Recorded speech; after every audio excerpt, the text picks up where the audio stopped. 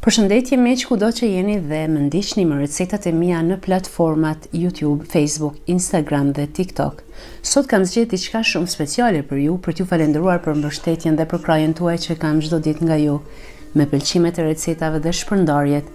Sa më shumë që ju i pëlqeni dhe i shpërndani recetat e mia, për mua është një motiv që çdo ditë të mendoj se çka të sjell diçka të re për ju. Këto ëmbëlsira janë pa pjekje, zakonisht kur themi ne 10 minuta kohë në përgatitje, pikërisht është kjo ajo receta që nuk ju merr më shumë se 10 minuta kohë në përgatitje. Fillimisht, në një tenxhere shkrim 130 gram gjalp, shtojmë 50 gram çokoladë të zezë, e shkrim mirë dhe e lëm anash të ftohet pak. Në anën tjetër, në një enë të thellë shtojmë 300 gram biskota të bluara, 2 lugë gjelle sheqer pluhur dhe 180 ml qumësh të ftohtë. Biskotat i përzihen mirë, pastaj shtojmë çokoladën e shkrirë me gjalpin.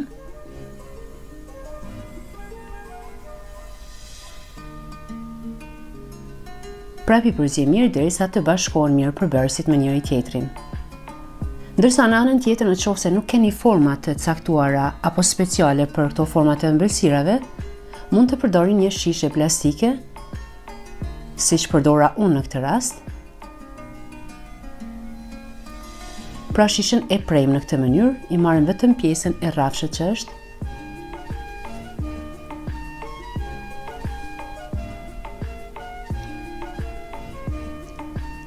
Pra mendoj që është një ide që mund ta përgatisni edhe ju në shtëpi, po ashtu është ekonomike sepse nuk keni nevojë të bleni ndonjë formë speciale. Pra format që i kemi nxjerrë nga shishja e plastikës, i mbushim me masën e përgatitur më parë me biskota. Pastaj ju bëjmë një vrim në këtë mënyrë.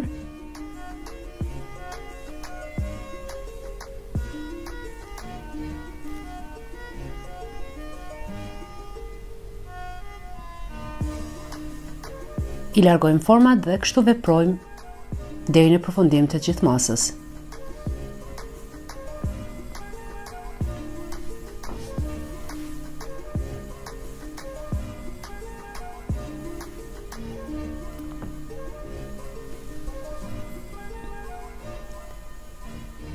Nga kjo masë, unë kam fituar gjithsej 11 copë të ëmbëlsirave të tilla.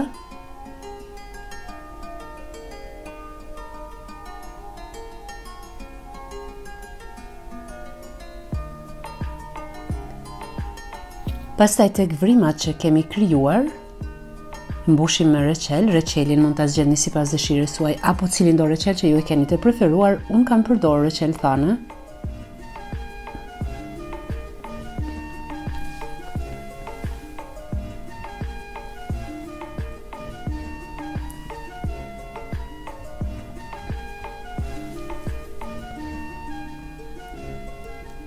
Ndërsa këtu do shkrim 70 gram çokoladë të zezë, çokoladën do e shkrim mbi avull.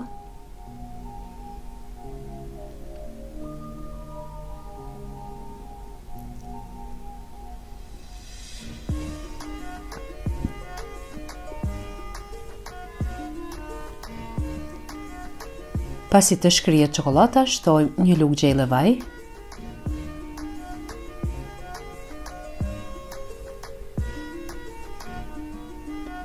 Çokoladën do e kalojmë në shiring në mënyrë që të bëjmë mbushjen më lehtë.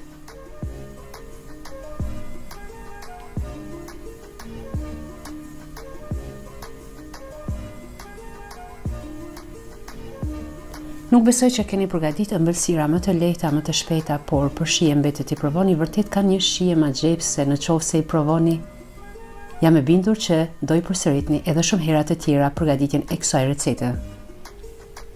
Pasi ëmbëlsirat kanë qëndruar në frigorifer dhe janë ftohur, në fund mund t'i kaloni në arrat e bluara apo në biskotat e bluara.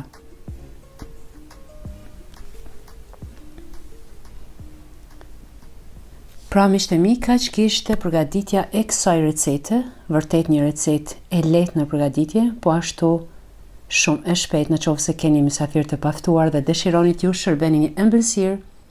Kjo është receta më e qelluar që mund ta ruani dhe ta ndani edhe me miqtë tuaj.